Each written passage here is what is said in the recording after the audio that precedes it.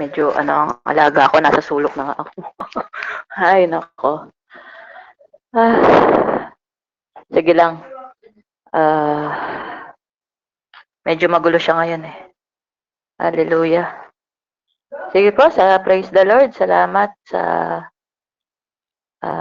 privilege, no, na pinagkaloob ni Lord na ako na naman. Naririnig niyo ba siya? Hindi naman. Amen Sorry po. ha. Hindi Amen. naman, no? Ako lang naririnig. Apo, Ikaw apo. lang po. Sandali. Sige, sige, salamat. Sinara ko yung pinto. Ayun. Sige.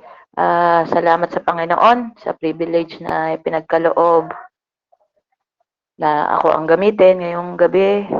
Gabi sa Pinas, sa 5 o'clock sa Middle East, 4 p.m. sa Israel, no? Ayun. At salamat sa buhay ng bawat isa dahil kahit sa Pilipinas ay oras na, no? Late na, pero salamat sa Panginoon at nagpapatuloy kayo sa gawain sa paglilingkod sa ating Panginoon. So sige po, basahin ko muna. Ang topic natin ngayon ay sa Matthew 3 chapter 3 verse 7 to 12. Basahin ko lang.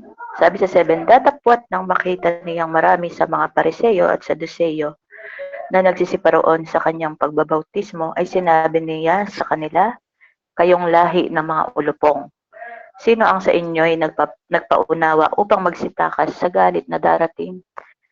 Kayo nga'y mga bunga ng karapat-dapat na pagsisisi.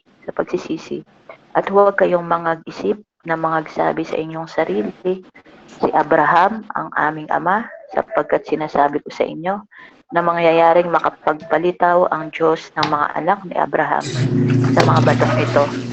At ngayon pa'y nakalagay na ang palakol sa ugat ng mga punong kahoy.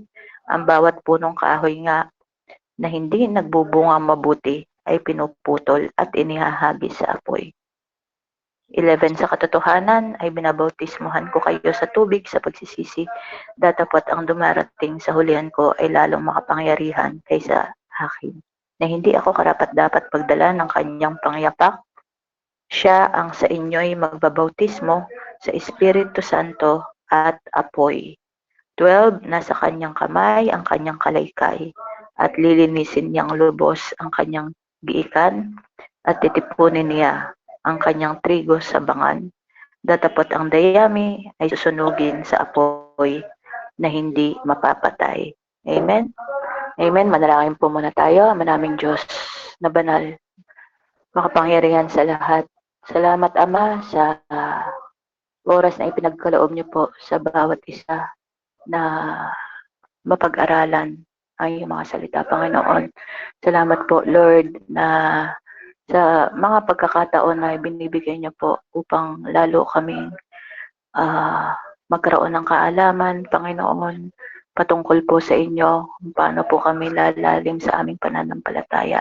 Salamat po sa privilege na ibinibigay niyo po sa bawat isa sa amin. Lord, humihingi po ako ng tawad, kapatawaran namin, Panginoon.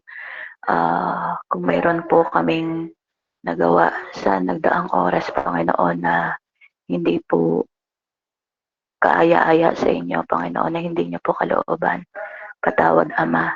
At patuloy niyo po kaming linisin, Lord, ang aming puso. Lukuban niyo po kami ng iyong banal na dugo, Panginoon.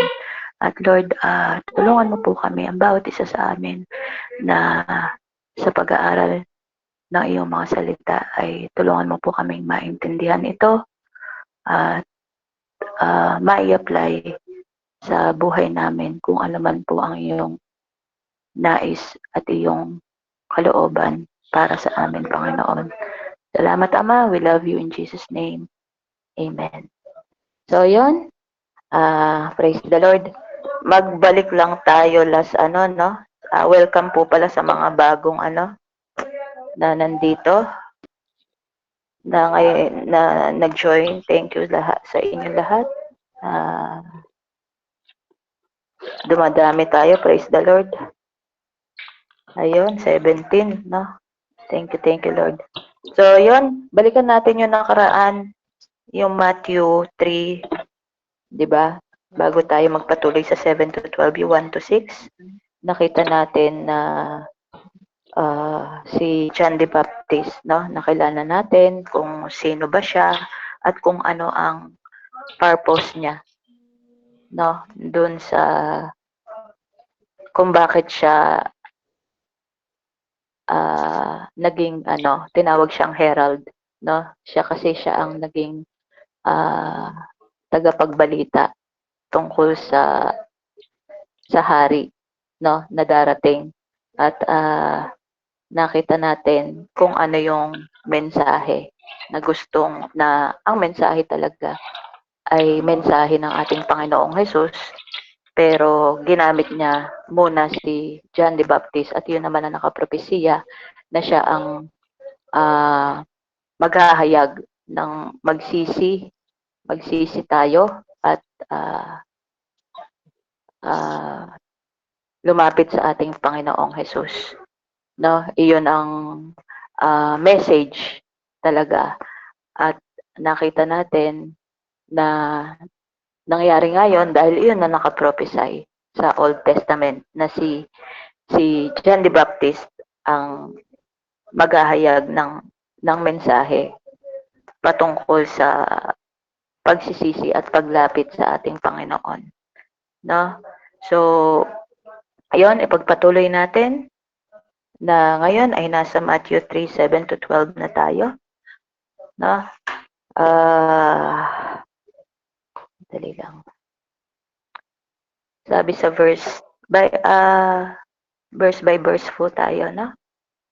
Sabi sa verse 7, datapwat nang makita niyang marami sa mga Pariseyo at Saduseyo na nagsisiparoon sa kanyang pagbabautismo ay sinabi niya sa kanila, sinabi po nito ni John the Baptist, no? Kayong lahi ng mga ulupong, sino ang sa inyo'y nagpaunawa upang magsitakas sa galit na darating?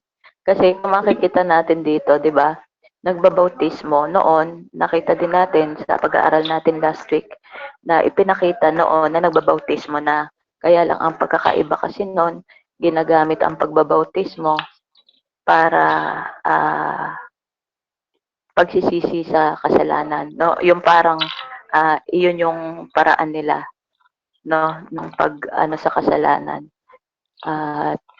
Nakita natin ito nga dito sa verse 7, yung mga Pariseyo at mga Saduseyo nagsiparoon din na para magpabautismo.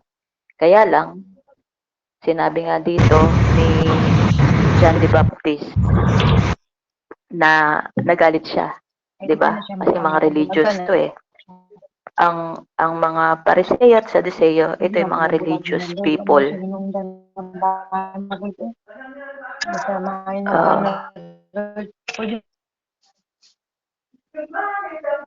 Religious people kuno, no? Kasi makikita natin dito na huwad na pananampalataya kasi religious sila. Alam naman natin yung mga Pharisees, yung mga Sadduceo ay yung panlabas, no? Makikita lang natin sa kanila yung panlabas na pagiging religious, pero yung hindi makikita sa kanila yung tunay na pagsisisi. Kaya nagsalita, galit dito si si John the Baptist, kayong lahi ng mga ulupong, sabi niya. Akala nyo ba makakatakas kayo sa galit ng sa galit na darating? Yun nga, yung judgment, sabi niya. Akala nyo ba makakatakas kayo? Kasi alam niya na mga fake, mga huwad lang yung mga Pariseyo at Saduseyo. Ulitin natin, no? Katulad ng sinabi ko na nakaraan, si John the Baptist, kung mababasa natin sa Matthew 11:11, basahin ko lang, pasadahan ko lang saglit. 'Di ba siya yung tinatangi, no? Yung sabi sa 11, katotohanang sinasabi ko sa inyo, sa gitna ng mga pinanganganak na mga babae, ay walang lumitaw na isang dakila kaysa kay Juan Bautista. Gayunman, ang lalong maliit sa kaharian ng langit ay lalong dakila kaysa kanya. So, talagang sa lahat ng propeta, sinabi ng ating Panginoon na walang pinakadakila, no? Kahit kay Moises, Abraham, si John the Baptist ang sinasabi niyang pinakadakila. Kasi bakit? Ulitin natin. Kasi siya lang ang tanging propeta, no? Kasi 'di ba yung mga nagpo-prophesy na nagpo-prophesy, pero si John the Baptist lang ang na nakasaksi, no? Nakakita naka-experience sa pagdating ng Messiah. Siya lang sa kapanahonan at hindi dahil sa kanya. Hindi dahil sa kanya 'yon.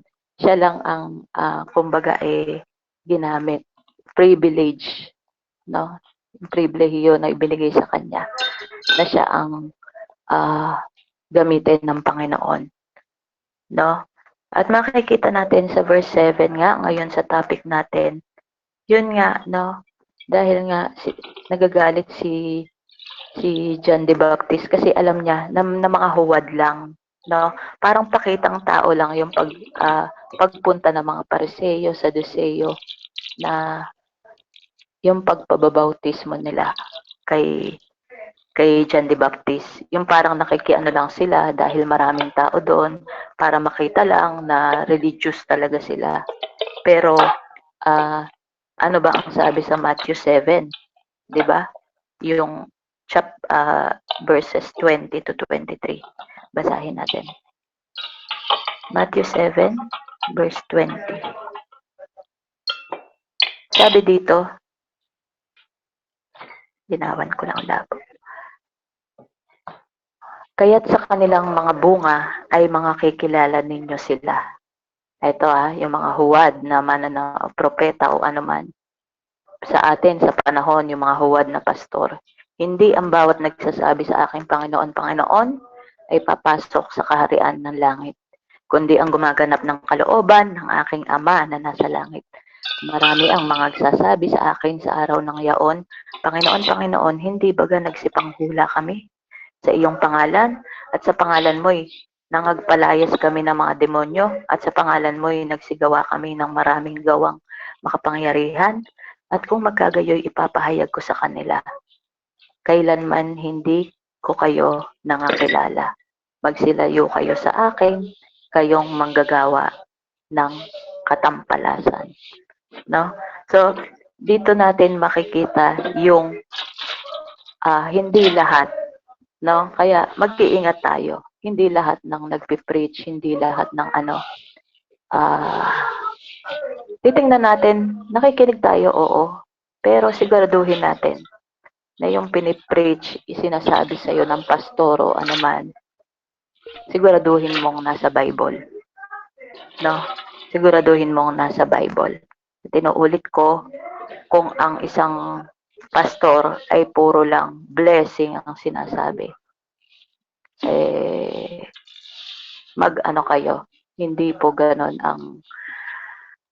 ang Bible. Hindi puro blessing. Oo, may blessing, pero hindi hinahayag yung puro. Sabi nga, yung puro prosperity gospel.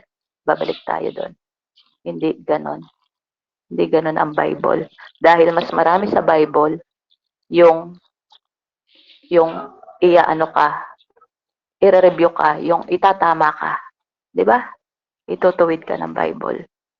Pag puro prosperity yan, mag-iingat po tayo. No? Kasi hindi iyon ang laman lang ng Bible. Amen? Tapos sabi din sa Marcos 1:15, sinabi doon, at sinasabi, naganap na ang panahon at malapit na ang kaharian ng Diyos. Kayo'y mangagsisi at magsisampalataya sa Ebanghelyo. Kasi, bakit nasabi yan doon sa Marcos 1:15? Kasi, alam ni John the Baptist kung ano lang ang layunin ng mga Pariseo at Saduceo. Kaya sila gustong magpabautismo doon. No? Alam nilang pakitang tao lang. Wala naman talagang pagsisisi. na ano, na kaya nga tinawag niyang kayong lahi ng mga ulupong. 'Di ba? Yung parang doble kara sila na yung panlabas, religious, pero yung kaloob-looban, walang pagsunod sa Panginoon. At makikita natin ano ba ang mga Pharisees at mga ano dito po, no? Sa dami ng ano at nangyayari pa rin naman ngayon. Nandito ako sa Israel, nasasaksihan ko talaga. Yung Ten Commandments, ano ba ang ginawa nila? Dinagdagan pa nila ng 600 plus na mga kautusan na law. 'Di ba? Alam nyo ba yung pag Shabbat na, yung Friday ng hapon hanggang Saturday, may mga law sila na hanggang ngayon ina-apply kasi sa kanila ang Shabbat ay napakahalaga. Yun talagang hindi sila magtatrabaho, no? Anong ibig sabihin ng hindi magtatrabaho? Oh, hindi ka papasok. O sabi naman ni Lord, magpahinga ka, no? Pero sa kanila, iba. Sa kanila, bawat kilos mo, pagtatrabaho yun, no? May kautusan sila dito na kapag ang hindi bawal silang anong tawag dito? Pumindot o 'yon, pagpindot ng ilaw. Bawal 'yon kasi gumagamit ka ng gumagawa ka. Bawal 'yon. Ayun nga ang nakakatawa bawal.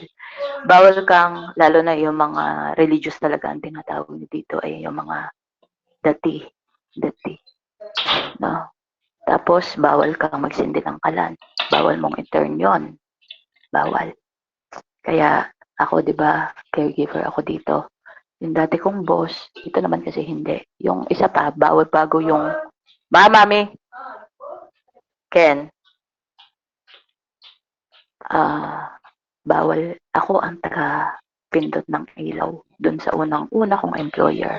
Kasi ito pangatlo ko eh. Your hands are cold, dear. Saglit lang, sisa. Hug me, it's okay. They're cold, I don't care. Dear, why you want to do that? You're gonna make me poop.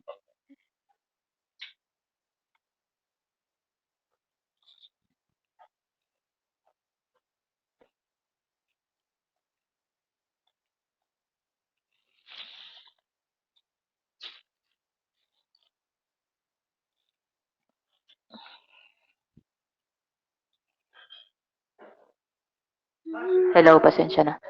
Ayun, yung unang-una kong employer, dahil nga may pagka-religious sila, hindi sila pwedeng mag-open kahit aircon, kahit ano, kasi nga, bawal sa kanila yon, pagtatrabaho para sa kanila yon. So ako mag-open ng kahit nga yung pagpunit ng tissue, hindi nila ginagawa yon. Ang nangyayari, di ba naka-roll tissue yan? Ang ginagawa nila, bago ang Shabbat, mag-iipon na sila ng mga ng tissue. No? Nagagamitin nila sa CR, ganyan.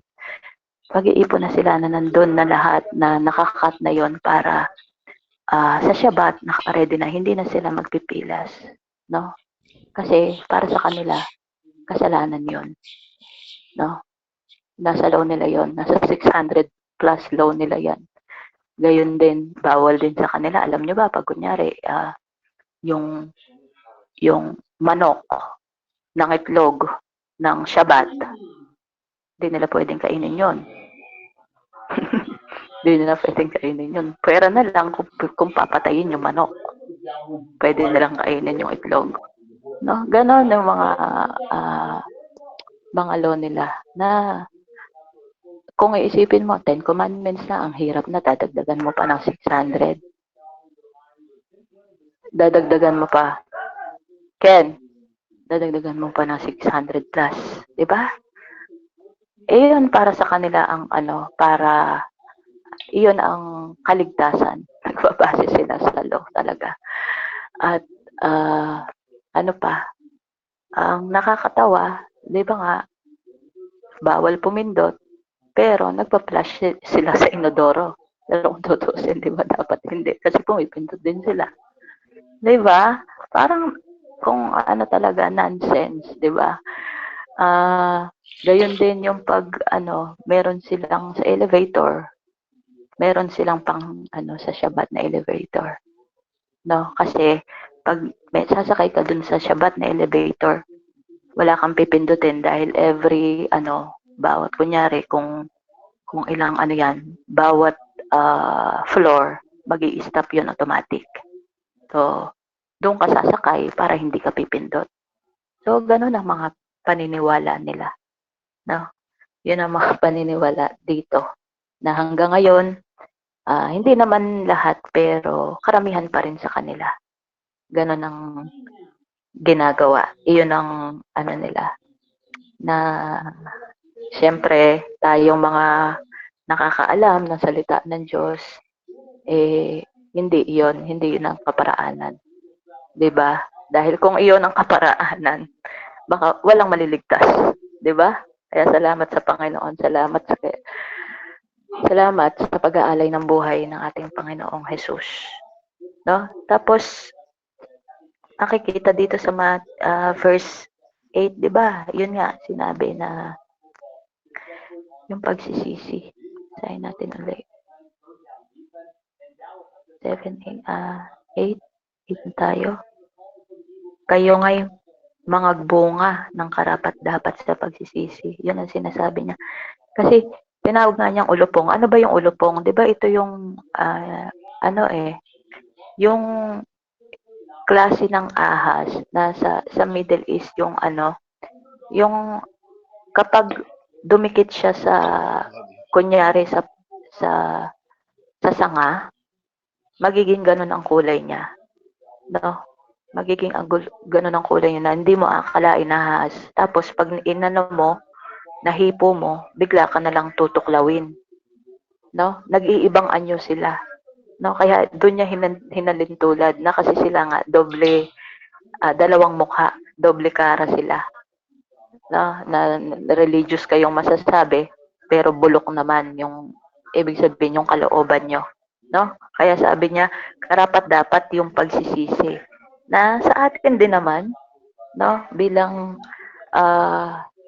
mananampalataya, karapat-dapat talaga tayo muna bago tayo ay masabing manampalataya. Unang-una, magsisi ka muna. 'Di ba? Bago ka manampalataya, magsisi ka muna at talikdan ang iyong kasalanan. At saka ka manampalataya. 'Di ba? Kung maalala nyo yung kwento sa Lucas, yung Pariseo at yung tax collector sa Lucas, 18:10 to 14, pag binasa nyo, di ba? Yung Pariseo, yung masyadong believe sa sarili niya kasi ginagawa ko lahat, nag-ayuno ako, nagbibigay ako ng tithes, kumbaga sinusunod ko ang kalooban. Yung law mo, di ba? Yun ang sinasabi niya, hindi at katulad ng isang tax collector na to, di ba? Pinariringgan niya. Samantalang yung tax collector na yon, nakikita mo yung talagang alam niyang makasalanan siya. Na hindi nga siya makatingin, di ba? Dahil alam niyang napakarumi niya. Hindi siya makatingin yung dinadagukan niya yung dibdib, yung inaano niya yung dibdib niya. Na makikita mo yung talagang pagsisisi. So, di ba, sino ba ang kinalugdan ng Panginoon? Di ba yung tax collector? Kasi iyon ang tunay na pagsisisi. Hindi sinasabing ikaw ay nag-iikapo ka, no? Sinusunod mo yung ganito. Pero wala kang pagsisisi, wala kang pagbabago, hindi mo tinatalikdan yung kasalanan mo. Bali wala yung ginagawa mo. Naglilingkod ka, sinasabi mo. Pero nagpapatuloy ka sa kasalanan. Hindi natin sinasabi ang Christian po. Hindi sinasabi na perfect. Ang tunay na Christian, inaamin na makasalanan. Pero, nagpapatuwid, no, sa Panginoon. Sinusunod ang kalooban ng Panginoon sa pamamagitan ng kanyang mga salita. Iyon ang Christian. hindi Christian dahil nanampalataya lang pero walang pagsunod at walang pagsisisi, walang pagtalikod sa kasalanan. Dahil, opo, Christian tayo, sinasabi talaga hindi tayo pwedeng maging perfect, no? Pero patuloy po tayong nagpapalinis sa Panginoon. Iyon ang tunay ng Christian, no? At sa sinasabi din kasi 'di ba ng iba, naniniwala ako. Naniniwala ako sa Panginoon na ganito ganito. Pero wala ngang pagsisisi. Eh anong pagkakaiba? 'Di ba sa Santiago 2:19, sa James 2:19, sinasabi din yan ng mga demonyo. Basahin natin ha. Sandali. James.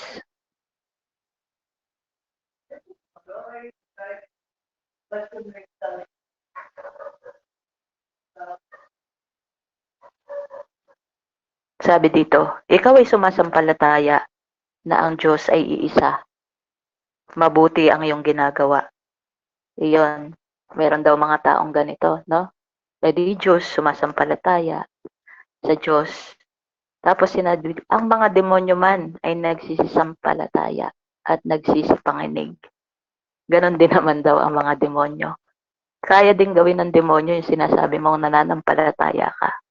Pero, ano kasi yung ibig sabihin? Ang demonyo ba nagsisi? Hindi naman, di ba? Nagsisi ba sila? Nagpatuloy sila sa kasalanan. Di ba? So, anong ibig sabihin? Hindi ka pwede na manampalataya kung wala kang pagsisisi. At ito ang mensahe ni John the Baptist, no? Sinasabi niya. At ito talaga ang mensahe ng ating Panginoong Hesus. Kumbaga, inulit natin ginamit lang si John the Baptist na siya talaga yung nakaprophesy na kasi dapat ihanda niya yung puso ng mga tao sa pagdating ng Mesaya. No? Kaya siya ang unang naghayag nito, pero talagang ang Panginoong Hesus ang may mensahe nito. No? At sa verse 9, makikita natin, ito naman yung nireject ni Lord yung mga huwad, yung mga hindi tunay na mananampalataya. No? Basahin ulit natin.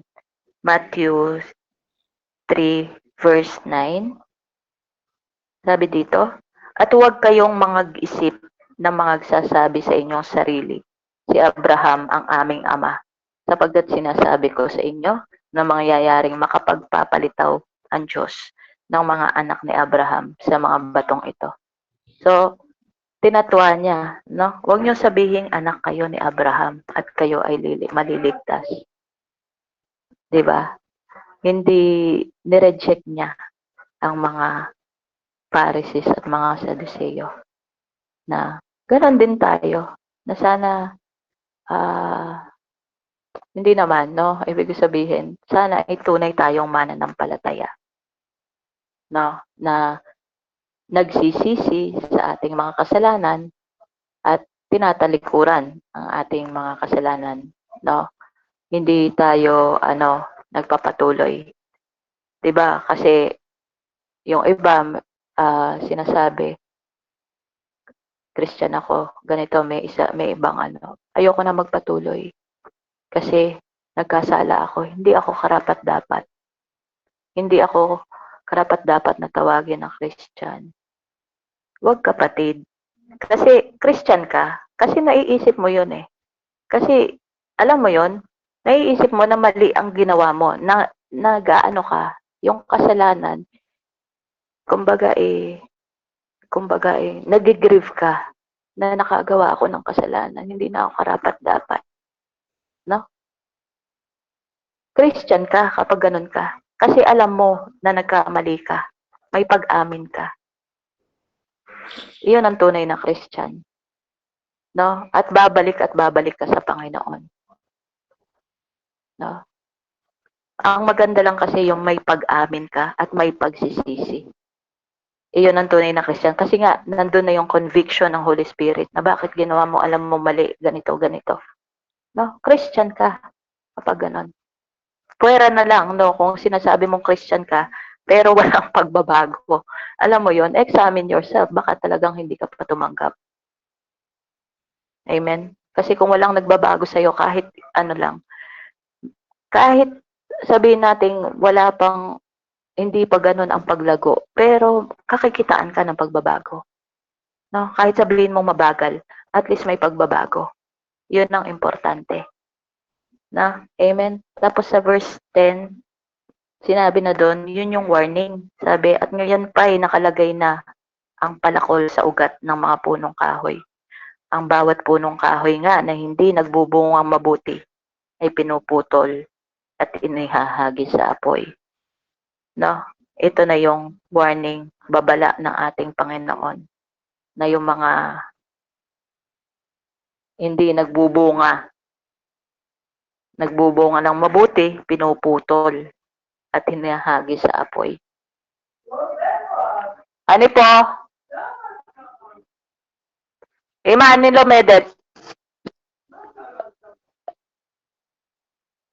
Saglit lang po.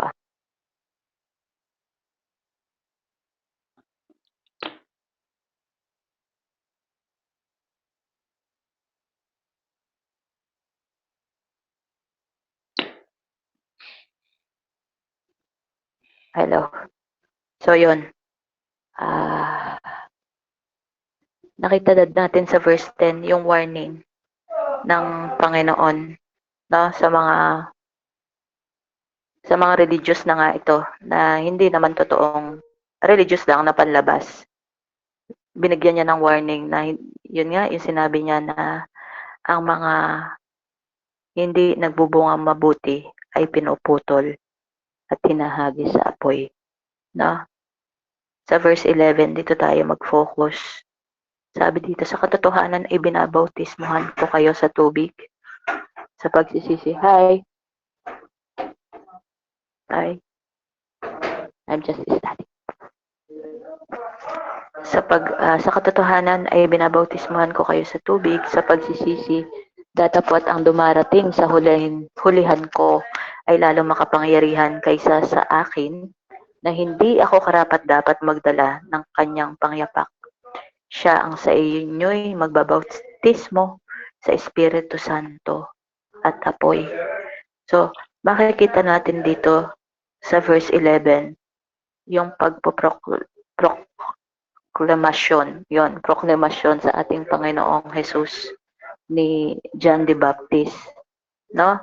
Sinasabi dito ni John the Baptist, ako, nagbabautismo lang ako sa tubig. No? Pero, yung dumarating sa hulihan ko, ang Panginoong Jesus, sinasabi niya, ito ay lalong makapangyarihan kaysa sa akin. Sabi nga niya, hindi daw siya karapat-dapat magdala ng kanyang pangyapak, no? Na si Jesus Christ daw ay magbabautismo sa Espiritu Santo at apoy. Amen? So, ano bang ibig sabihin dito ng pagbabautismo sa Espiritu Santo at apoy? Na, kasi diba sa atin, yung baptism, yan. Inalulubog tayo sa tubig, diba? Tapos ibabangon. Kasi iyon ang tanda na kumbaga tayo ay namatay na, inilibing na yung dati nating pagkatao at ngayon ikaw ay nabuhay na muli. Iyon ang tanda ng paglubog sa atin sa tubig. 'Di ba? Kumbaga ang born again, 'di ba? Pinanganak ka ng muli. Yung dati mong ngayon wala na. Nabuhay ka na muli, panibagong buhay, no? Na iyon, na ang buhay mo ay ang pagsunod sa ating Panginoong Jesus. Ngayon, kapag ikaw ay nabautismo sa tubig, susunod doon ang pagbautismo ng Holy Spirit kasi inaccept mo 'Di ba kasi tatanungin sa'yo, ito yung kung talagang inaccept mo, ha. Kasi yung iba baka ano lang, eh, gaya marami dito lalo na 'pag Ilog Jordan, yung iba talaga ginagamit lang para ano ba, maranasan lang kung paano ang pag-ano sa Ilog Jordan. Pero wala naman talaga yung talagang kahulugan ng bautismo ay wala. Para lang may souvenir, gano'n o ganyan-ganyan, 'no? Sabi nga hindi lahat ng nilulubog sa tubig at hindi iyon ang nakapagpapawala ng kasalanan, 'no? Hindi lahat ng ibig sabihin na nilubog ka sa tubig, ikaw ay ligtas na. No, hindi po gano'n. At sinasabi na kapag ikaw ay nanampalataya sa ating Panginoong Hesus, ikaw ay binabautismuhan na sa Espiritu Santo. Kasi yung Holy Spirit nasa sayo na. No? Nasa sa atin na ang Holy Spirit kapag tayo ay nanampalataya na. Kaya sabi, ang Panginoong Jesus ang pagbabautis to at sa apoy. Bakit may apoy? No, mamaya po. Kasi basahin natin. Sige, mamaya ko na dito sa Malakay, no. Bakit sa apoy? Kasi po, 'di ba?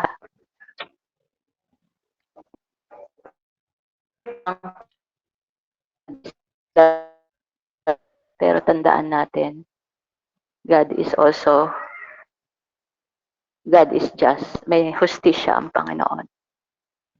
Kaya kung yung bakit sa apoy na sinasabi, kung ang choice mo ay hindi mo tatanggapin ang Panginoong Jesus, hindi mo tinanggap, siyempre hindi ka maliligtas. Saan ka mapupunta? 'Di ba? Bakit apoy na sinasabi? Kasi may hustisya nga ang ating Panginoon. No? Na kapag hindi pwedeng sinabing God is merciful. Oo, merciful. God is good. Hindi ako pwedeng dalhin yan sa impyerno. No. Hindi naman siya ang nagdala sa iyo sa impyerno. Ikaw mismo, di ba? Kasi choice mo yun. Kasi hindi ka nanampalataya. Hindi ka sumunod sa Kanya. It's your choice na mapunta ka sa impyerno. Di ba? Kaya, iyon ang ibig sabihin na bautismo sa Espiritu at apoy. No? Kasi sinasabi talaga na mayroong, kumbaga, pinapaliwanag na mayroon talagang hell. Di ba? At nakaano yan sa Malakay 3, 1 to 2. Sandali po. Basahin natin.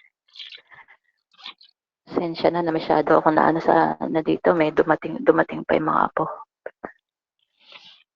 Ayun, sabi dito, narito aking sinusugo ang aking sugo. Makikita po natin dito, sige, si Jesus Christ at si John the Baptist talaga sinasabi. Narito ang aking sinusugo, ang aking sugo, narito, aking sinusugo ang aking sugo at siya'y maghahanda ng daan sa harap ko. So, si John the Baptist po ang tinutukoy dito. At ang Panginoon na ang inyong hinahanap ay biglang paroroon sa kanyang templo at ang sugo ng tipan na inyong kinaliligayahan. Narito, siya'y dumarating, sabi ng Panginoon ng mga hukbo. Ngunit sino ang makatatahan sa araw ng kanyang pagparito at sino ang tatayo pagka siya'y pakikita? Sapagkat siya'y parang apoy na magdadalisay at parang sabon ng mga tagapagpaputi. Hello, doggy. Amen? How are you? Parang apoy na magdadalisay. 6 days. Oh my Sabon God. na mga tagapagpaputi. Ang dami No? din. He's doing better. So, makikita talaga natin dito na talagang nasa sayo kung ang kaligtasan, kung ikaw ay magsisisi. Alam natin, kung ikaw ay Thank magsisisi, you, ma'am. It's so ito ang warm. mensahe na inaano ni John the Baptist at ng Panginoong Jesus. Kung ikaw magsisisi at tatalikdan ang iyong kasalanan at mananampalataya sa akin, ikaw ay maliligtas. Isaiah 44 verse 31. Ito yung yung Holy Spirit baptism, no? Saglit po. Isaiah. 44.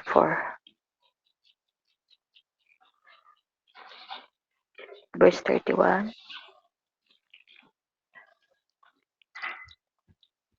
Ay, verse 3, sorry, but 31. Hanggang ano na. Sorry po. Verse 3. Sabi dito, sapagkat ipagbubuhos ko ng tubig siya na uhaw at ng mga bukal ang tuyong lupa.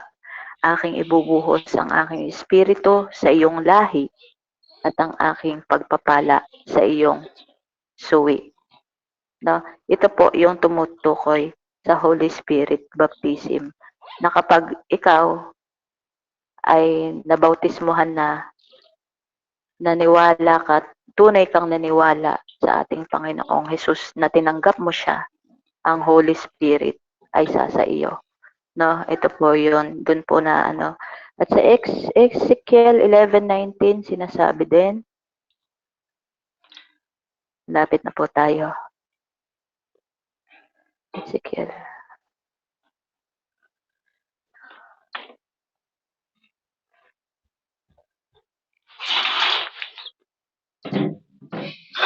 Dali lang po, hindi ko makita. Basahin ko po. 11:19. Okay po, sige po. Babaguhin ko ang inyong puso at pag-iisip nang hindi na kayo maging masuwayin, kundi maging masunurin at tapat sa akin. Amen. Amen. Ayun. No? Sa King James, at aking bibigyan sila ng isang puso at aking lalagyan ng bagong diwa ang loob ninyo. Ito po ang ano ng Holy Spirit. At aking aalisin ang batong puso sa kanilang laman at aking bibigyan sila ng pusong laman. Amen. No? Ito po ang ano ng Holy Spirit na kapag tayo ay nanampalataya, ito ang magbabago sa atin. Hindi natin kailangan na nakita naman natin ang religion hindi nakakapagligtas. 'Di ba? Hindi ano 'yan. Hindi sinabing relihiyoso ka pero yung puso mo wala. Ibig ko sabihin, yung puso mo walang pagsisisi, walang pagsunod, walang okay. Walang pagsunod sa kalooban ng ating Panginoon, no? Walang saysay yung pagiging religious, no, kapag ganon. At sa verse 12, makikita din natin dito yung malagim na wakas. No, babasahin ko lang uli. Matthew 3 verse 12, dito po tayo magtatapos. Sabi po sa Matthew 3 verse 12, nasa kanyang kamay ang kanyang kalaykay at lilinisin niyang lubos ang kanyang giikan at titipunin niya ang kanyang trigo sa bangan, datapwat ang dayami ay susunugin sa apoy na hindi mapapatay. Amen. So ito po yung sinasabing malagim na wakas na nakita naman natin ihiwalay ng Panginoon, no? Kapag yung sa Revelation po, no, Revelation 20:11 to 15, yun yung white throne judgment. Basahin po natin, no? Sa pahayag. 20:11 to 15. Ito yung mangyayari talaga. Sabi sa 11, at nakita ko ang isang malaking luklukang maputi at ang nakaluklok doon na sa kanyang harapan, ang lupa at ang langit ay tumakas at walang nasumpungang kalalagyan nila. 12, at nakita ko ang mga patay, malalaki at maliliit, na nakakatayo sa harapan ng luklukan at nangabuksan ang mga aklat at nabuksan ang ibang aklat na siyang aklat ng buhay at ang mga patay ay hinatulan ayon sa mga bagay na nasusulat sa mga aklat ayon sa kanilang mga gawa at ibinigay ng dagat ang mga patay na nasa kanya at ibinigay ng kamatayan at ng Hades, ito po yung impyerno, ang mga patay na nasa kanila. At sila'y hinatulan bawat tao ayon sa kanya-kanyang mga gawa. 14, at ang kamatayan at ang Hades ay ibinulid sa dagat-dagatang apoy. Ito ang ikalawang kamatayan sa makatuwid ay ang dagat-dagatang apoy. Nulit uli, no? At kung ang sino man ay hindi nasumpungang nakasulat sa aklat ng buhay, ay ibinulid sa dagat-dagatang apoy. Amen. So, ito po yung judgment, no? Yung white throne judgment, ito po yon na kumbaga wag nating anuhin. Anong ibig sabihin nito? Wag nating baliwalain, no? Kasi totoong may impyerno, no? At nakakatakot na mapunta. Wala sino man gusto mapunta doon kasi walang hanggang kahirapan na mararanasan pagdurusa doon, di ba? Hindi ka namamatay sa apoy, hindi ka na natutunaw, di ba? Walang hanggang kasakitan ang dadanasin mo doon. So, tayo po bilang ang application at aral sa topic natin ngayon, no? Yung pong lumakad tayo. Follow Jesus, no? Followers. Lumakad tayo, Christian tayo, oo. Pero minsan kasi nakakaano na lang Christian, parang nagiging name tag na lang ang Christian. Mas maganda talaga followers ni Jesus. 'Di ba? Kasi Christian ka, ano ba ang buhay mo bilang Christian? Nagfa-follow ka ba? O Christian ka lang as in Christian? Kasi sinasabi mo nananampalataya ka sa Panginoong Hesus. Pero wala kang pagsunod, wala kang application. Sinabi mo, siya ang Savior ko, pero siya ba ang Lord mo? O ang Lord mo, sarili mo pa rin? 'Di ba? Minsan po, natin, di pala, lagi natin, examine ang sarili natin na mas maganda nga, lagi tayong, anong tawag doon? Lagi tayong, kasi di ba tayo ngayong mga nakakilala na, dahil nga kino-convict tayo ng Holy Spirit, pag nakagawa tayo talaga ng kasalanan, yung masyado tayong yung nalulungkot tayo, di ba? Hindi tayo mapakali, hindi tayo na kagad hihingi tayo ng tawad. Na dati hindi natin pinapansin yan. At nagpapatuloy tayo. Hindi nga natin iniisip na kasalanan yun eh. Kasi alam natin, nag-e-enjoy lang tayo. Yung kagustuhan ng laman natin. Masama ba yun? Di ba? Yun tayo dati. Pero, yun nga, sinasabi, ang lahat ng mabuti sa sanlibutan, kabaligtaran ng kalooban ng Diyos, masama para sa Panginoon. 'Di ba?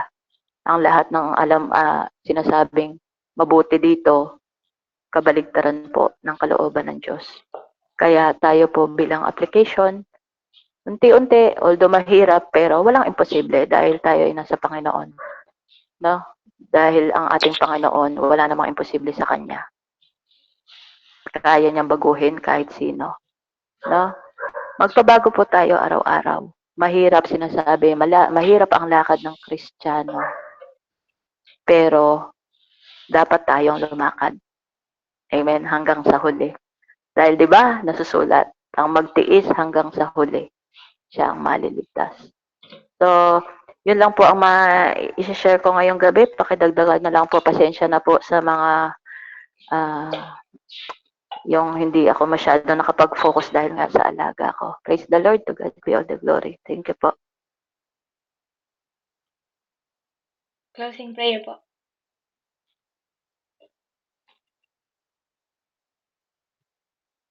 Ate, pa-close po yung mensahe. Ay, sorry. Ayan na. Sorry. Ay. Sorry ha. Sige. Hallelujah. Ama naming Diyos ng pangyayarihan sa lahat. Ama, maraming salamat po sa inihayag mo po ngayon sa amin. Salamat po sa iyong mga salita na salamat po sa natutunan namin na ang tunay pong Christian ay may pagsisisi. Ang tunay pong nananampalataya ay nagsisisi Salamat, Panginoon, sa nireveal mo po sa bawat isa sa amin na dapat po kami, kahit na sinasabing Christian, lagi po namin sinisiyasat ang sarili namin, Panginoon. Na kami po ay kapag nagkasala, kami po ay magsisisi at hindi magpapatuloy, na kami po ay patuloy na magpapalinis sa inyo. Kasi po, hindi po kami perfect, Panginoon. Salamat po sa iyong mensahe at tulungan mo po kami na malakaran po namin ang iyong kalooban, Panginoon. At yung mga natutunan namin sa araw na ito, tulungan mo po kami na maisa gawa namin sa araw-araw naming pamumuhay. Maraming salamat, Ama. Ang lahat po ng papuri, pagsamba, at pagdakila itangin sa iyo lamang sa pangalan ni Jesus. Amen.